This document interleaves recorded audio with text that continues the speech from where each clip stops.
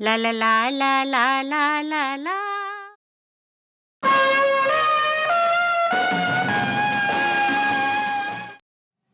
आज हम आपके लिए गुरुदेव रविंद्रनाथ टैगोर की लिखी मशहूर लघु कथा काबुलीवाला लेकर आए हैं। 1913 में गुरुदेव को लिटरेचर के नोबेल प्राइज से नवाजा गया। वो पहले हिंदुस्तानी थे जिन्हें नोबेल पुरस्कार मिला। पर ये कहानी उन्होंने उससे कई साल पहले 1892 में लिखी थी, 1892 में। तो आओ सुनो कहानी काबुलीवाला। मेरी 5 वर्ष की छोटी लड़की मिनी से पल भर भी बात किए बिना नहीं रहा जाता। दुनिया में आने के बाद भाषा सीखने में उसने शायद सिर्फ 1 ही वर्ष लगाया होगा। उसके बाद से जितनी देर तक सोती नहीं है, उस समय का एक पल भी वो चुप्पी में नहीं खोती। उसकी माता बहुधा डांट फटकार कर उसकी चलती हुई जबान बंद करने की कोशिश करती हैं, किंतु मुझसे ऐसा नहीं हो पाता। मिनी का मौन मुझे ऐसा अस्वाभाविक सा प्रतीत होता है कि मुझसे वो अधिक देर तक सहा नहीं जाता। और यही कारण है कि मेरे साथ उसके भावों का आदान प्रदान कुछ अधिक उत्साह के साथ होता है। सवेरे मैंने अपने उपन्यास के 17वें अध्याय में हाथ लगाया ही था कि इतने में मिनी ने आकर कहना शुरू कर दिया, बाबूजी, रामदयाल दरबान कल काक को कौवा कह रहा था। वो कुछ जानता ही नहीं है ना बाबूजी। विश्व की भाषाओं की विभिन्नता के विषय में मेरे कुछ बताने से पहले ही उसने दूसरा प्रसंग छेड़ दिया। बाबूजी, भोला कहता था कि आकाश में हाथी अपनी सूंड से पानी फेंकता है, इसी से बरखा होती है। अच्छा बाबूजी, भोला झूठ मूठ कहता है ना, खाली बकबक करता रहता है दिन भर। इस विषय में मेरी राय की तनिक भी राह न देखकर वो चट से धीमे स्वर में एक जटिल प्रश्न कर बैठी, बाबूजी, माँ तुम्हारी कौन लगती है? मैंने कहा, मिनी तू जा, भोला के साथ खेल, मुझे अभी काम करना है। अच्छा। तब उसने मेरी मेज के पास में बैठकर पैरों के पास अपने दोनों घुटने और हाथों को हिला हिला कर बड़ी जल्दी जल्दी मुंह चलाकर अटकन बटकन दही चटाके, अटकन बटकन दही चटाके कहना शुरू कर दिया। जबकि मेरे उपन्यास के अध्याय में प्रताप सिंह उस समय कंचनमाला को लेकर रात्रि के गहन अंधकार में बंदी गृह के ऊंचे झरोखे से नीचे कलकल बहती नदी में कूद रहे थे। मेरा घर सड़क के किनारे पर था। सहसा मिनी अपने अटकन बटकन को छोड़कर कमरे की खिड़की के पास दौड़ गई और जोर जोर से चिल्लाने लगी, काबुलीवाला, ओ काबुलीवाला, काबुलीवाला, ओ काबुलीवाला। मैले कुचैले ढीले कपड़े पहने, सिर पर कुल्ला रखे और उस पर साफा बांधे, कंधे पर सूखे फलों की मैली झोली लटकाए, हाथ में चमन के अंगूरों की कुछ पिटारियां लिए, एक लंबा तगड़ा सा काबुली मंद चाल से सड़क पर चला जा रहा था। उसे देखकर मेरी छोटी बेटी के हृदय में कैसे भाव उदय हुए ये बताना असंभव है। उसने जोरों से पुकारना शुरू किया। मैंने सोचा, अभी झोली कंधे पर डाले सर पर एक मुसीबत आ खड़ी होगी और मेरा ये अध्याय आज अधूरा ही रह जाएगा।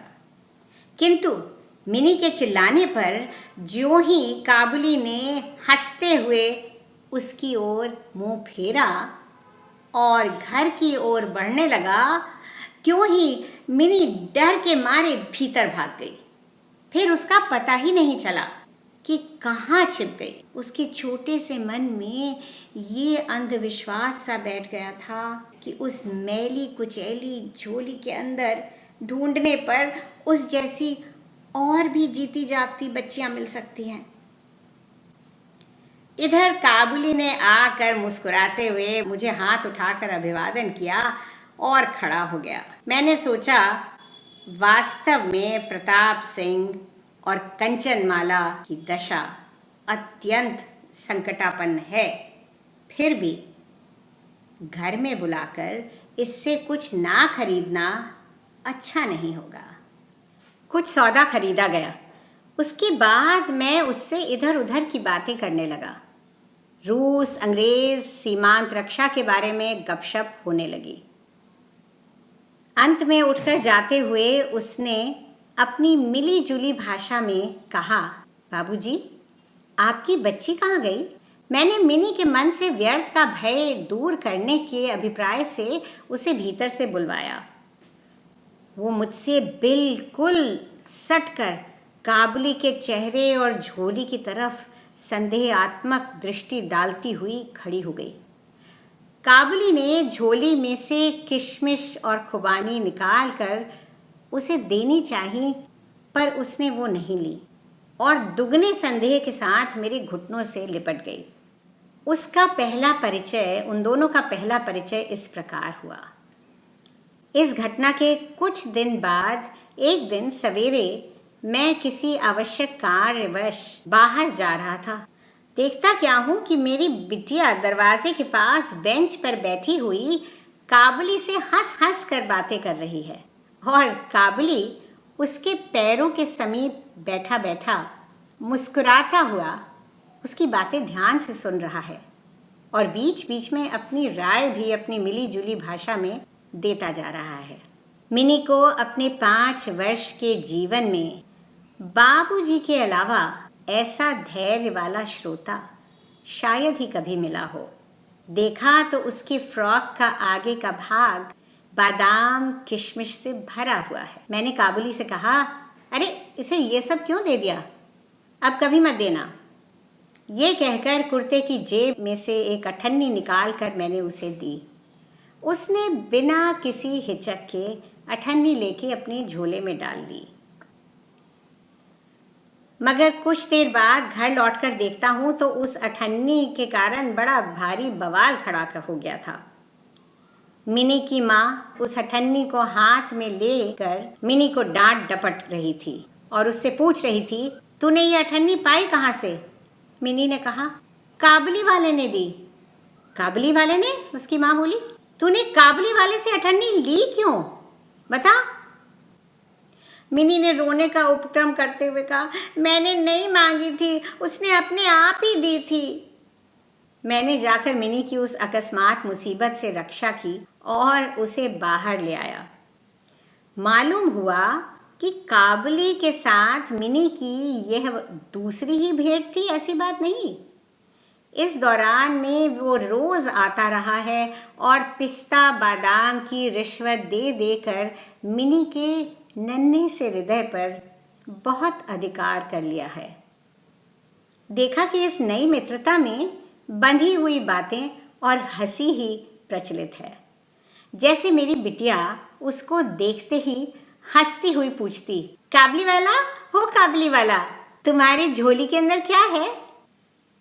काबुली, जिसका नाम रहमत था, एक अनावश्यक चंद्र बिंदु लगाकर जोर से मुस्कुराता हुआ कहता, हाथी।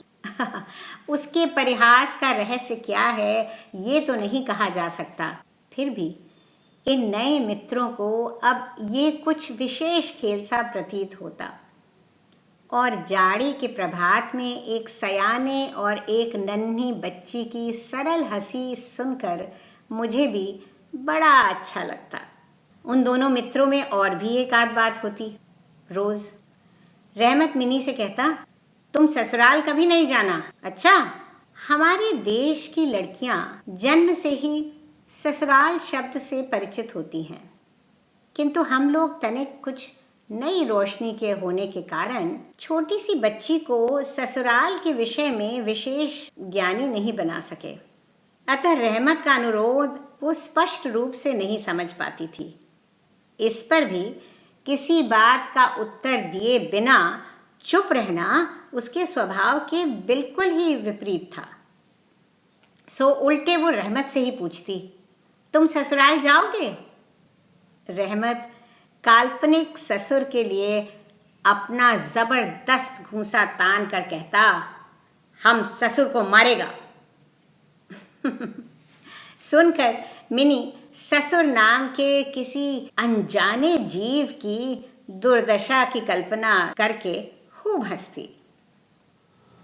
हर वर्ष रहमत माघ मास में अपने देश लौट जाता है। इस समय वो अपने व्यापारियों से रुपया पैसा वसूल करने में तल्लीन रहता है। उसे घर घर दुकान दुकान घूमना पड़ता है, लेकिन फिर भी मिनी से उसकी भेंट एक बार अवश्य हो जाती है। देखने में तो ऐसा प्रतीत होता है कि दोनों के बीच किसी षड्यंत्र का श्री गणेश हो रहा है। जिस दिन वो सवेरे नहीं आ पाता, उस दिन देखूं तो शाम को हाजिर है। अंधेरे में घर के कोने में उस ढीले ढाले जामा पैजामा पहने झोली वाले लंबे तगड़े आदमी को देखकर सचमुच ही मन में अचानक भय सा पैदा हो जाता है। लेकिन जब देखता हूँ कि मिनी ओ काबुली वाला पुकारती हुई हंसती हंसती दौड़ी आती है और दो अलग अलग आयु के लोगों में, मित्रों में वही पुराना हास परिहास चलने लगता है, तब मेरा सारा हृदय खुशी से नाच उठता है। एक दिन सवेरे मैं अपने कमरे में बैठा हुआ नए पुस्तक के प्रूफ देख रहा था। जाड़ा विदा होने से पहले 2-3 दिनों से खूब जोरों पर था। जिधर देखो उधर जाड़े की ही चर्चा। ऐसे जाड़े पाले में खिड़की में से सवेरे की धूप मेज के नीचे मेरे पाँव पर आ पड़ी और उसकी गर्मी मुझे अच्छी लगने लगी। लगभग 8 बजे का समय होगा। लोग सवेरे की सैर करके घर की ओर लौट रहे थे। ठीक इस समय राह में एक बड़े जोर का शोर सुनाई दिया। देखूं तो रहमत को 2 सिपाही बांधे लिए जा रहे हैं। उनके पीछे बहुत से तमाशाई बच्चों का झुंड चला आ रहा है। रहमत के ढीले ढाले कुर्ते पर खून के दाग हैं और एक सिपाही के हाथ में खून से लथपथ छुरा। मैंने द्वार से बाहर निकलकर सिपाही को रोका और पूछा, क्या बात है? कुछ सिपाही से और कुछ रहमत से सुना कि हमारे एक पड़ोसी ने रहमत से रामपुरी चादर खरीदी थी। उसके कुछ रुपए उसकी ओर बाकी थे, जिन्हें देने से उसने साफ इनकार कर दिया। बस इसी बात पर दोनों में झड़प हो गई, बात बढ़ गई और रहमत ने छुरा निकाल कर उसे घोंप दिया। रहमत उस झूठे बेईमान आदमी के लिए अलग अलग तरह के अपशब्द कह रहा था। इतने में काबुली वाला, ओ काबुली वाला पुकारती हुई मिनी घर से दौड़ी आई। रहमत का चेहरा खुशी से खिल उठा क्षण भर के लिए। आज उसके कंधे पर झोली नहीं थी, इसलिए झोली के बारे में दोनों मित्रों की रोज की बातचीत ना हो सकी। मिनी ने आते के साथ ही उससे पूछा, तुम ससुराल जाओगे? रहमत ने खुश होकर कहा, हाँ वहीं तो जा रहा हूँ। वो ताड़ गया कि उसका ये जवाब मिनी के चेहरे पर हंसी ना ला सका और तब उसने हाथ दिखाकर कहा, ससुर को मारता, पर क्या करूं, हाथ बंधे हुए हैं। छुरा चलाने के जुर्म में रहमत को कई वर्ष का कारावास मिला। रहमत का ध्यान धीरे धीरे मन से बिल्कुल उतर गया और हम लोग अपने घर में सदा के अभ्यस्त होने के कारण नित्य के काम धंधों में बस उलझे हुए दिन बिता रहे थे। उस वक्त एक स्वाधीन पर्वतों पर घूमने वाला इंसान कारागार के प्राचीरों के अंदर कैसे वर्ष पर वर्ष काट रहा होगा, ये बात हमारे मन में कभी उठी ही नहीं। और चंचल मिनी का आचरण तो और भी लज्जाप्रद था। ये बात उसके पिता को भी माननी पड़ी। उसने सहज ही अपने पुराने मित्र को भुला दिया। पहले तो नबी सईस के साथ मित्रता की और फिर जैसे जैसे उसकी आयु बढ़ने लगी वैसे वैसे सखा के बदले एक एक करके उसकी सखियां बढ़ती चली गईं। और तो और अब वो अपने बाबूजी के लिखने के कमरे में भी दिखाई नहीं देती। मेरा तो एक तरह से उसके साथ नाता ही टूट गया है। कितने ही वर्ष बीत गए। वर्षों बाद आज फिर एक शरद ऋतु आई है। मिनी की सगाई की बात पक्की हो गई। पूजा की छुट्टियों में उसका विवाह हो जाएगा। कैलाश वासिनी के साथ साथ अब की बार हमारे घर की आनंदमयी मिनी भी माँ बाप के घर में अंधेरा करके ससुराल चली जाएगी। सवेरे दिवाकर बड़ी सज-धज के साथ निकले। वर्षों के बाद ये नई धवल धूप सोने में सुहागे का काम कर रही है। कलकत्ता की सकरी गलियों में परस्पर सटे हुए पुराने ईंटों वाले घरों के ऊपर भी इस धूप की आभा ने एक प्रकार का अनोखा सौंदर्य बिखेर दिया है। हमारे घर पर दिवाकर के आगमन से पूर्व ही शहनाई बज रही है। मुझे ऐसा प्रतीत हो रहा है कि जैसे ये मेरे हृदय की धड़कनों से रो रो कर बज रही हो। उसकी करुण भैरवी रागनी मानो मेरी विच्छेद पीड़ा को जाड़े की धूप के साथ सारी दुनिया में फैला रही है। आज मेरी मिनी का ब्याह है। सवेरे से घर बवंडर बना हुआ है। हर समय आने जाने वालों का तांता बंधा हुआ है। आंगन में बांसों का मंडप बनाया जा रहा है। हर एक कमरे और बरामदे में झाड़ फानूस लटकाए जा रहे हैं और उसकी ठक ठक की आवाज़ मेरे कमरे में आ रही है। मैं अपने कमरे में बैठा हुआ हिसाब लिख रहा था। इतने में रहमत आया और सलाम करके खड़ा हो गया। पहले तो मैं उसे पहचान ही ना पाया।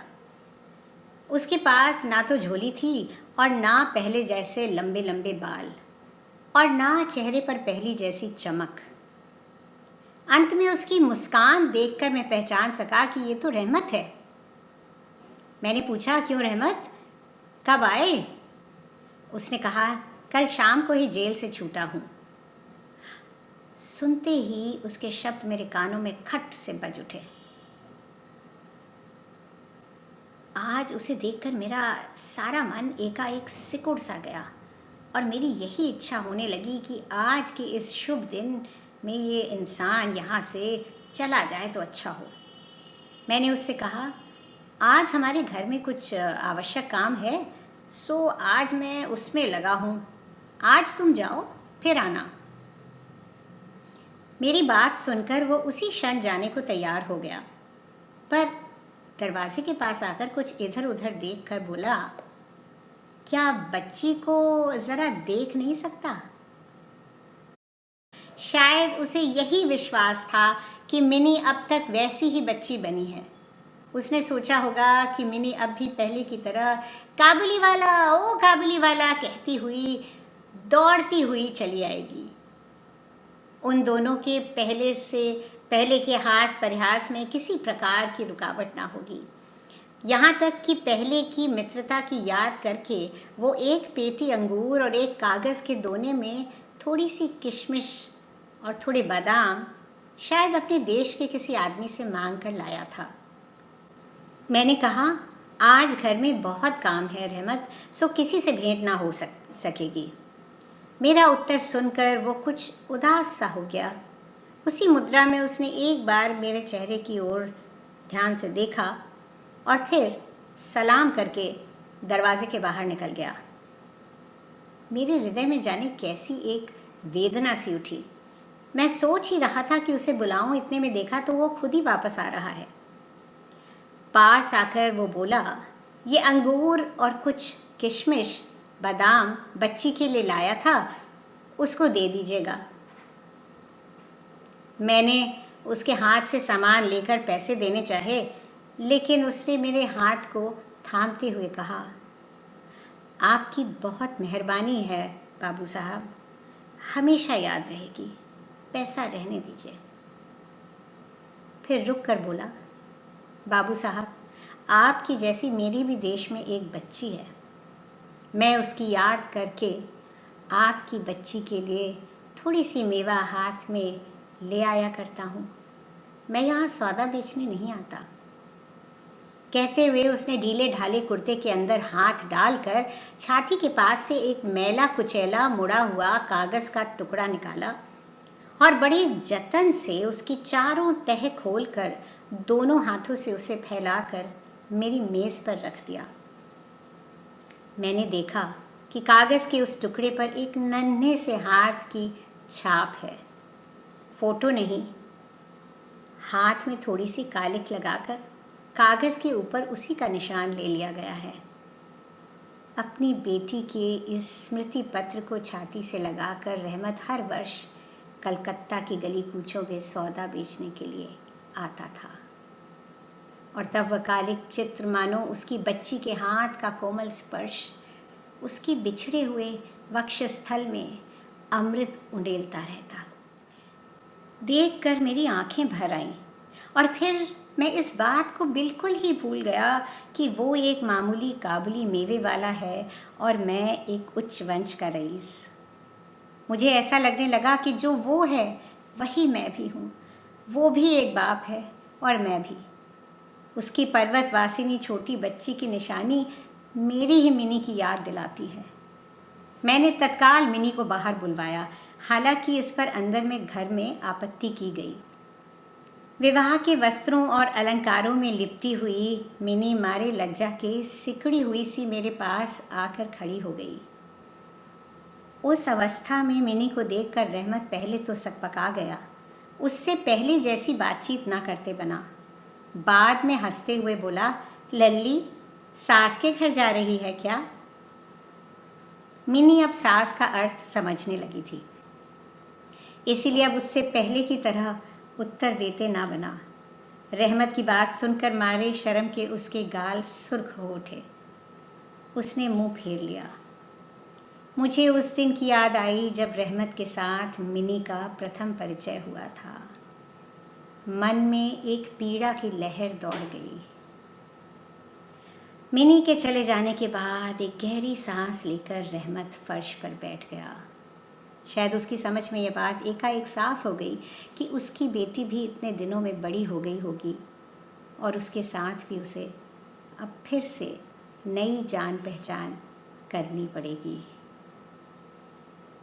इन 8 वर्षों में उसका क्या हुआ होगा, कौन जाने।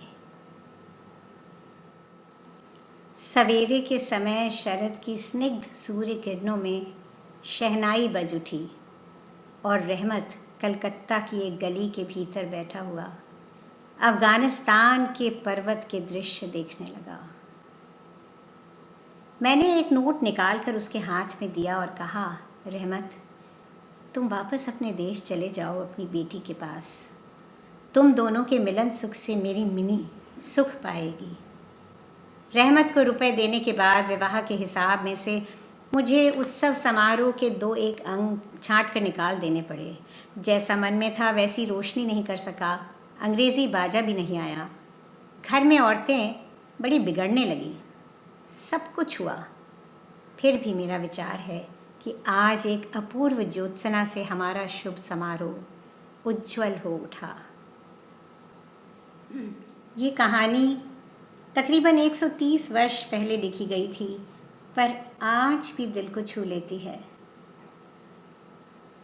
रहमत के मन में अपने देश जाके अपनी बेटी से मिलने की जो लालसा जगी होगी, वैसी ही लालसा, वैसी ही उत्कृष्ट लालसा इस कहानी को पढ़ने या सुनने से भी जगती है। उस गुज़रे ज़माने में वापस जाने की, जहाँ ऐसे आडंबर रहित सरल और स्निग्ध रिश्ते थे।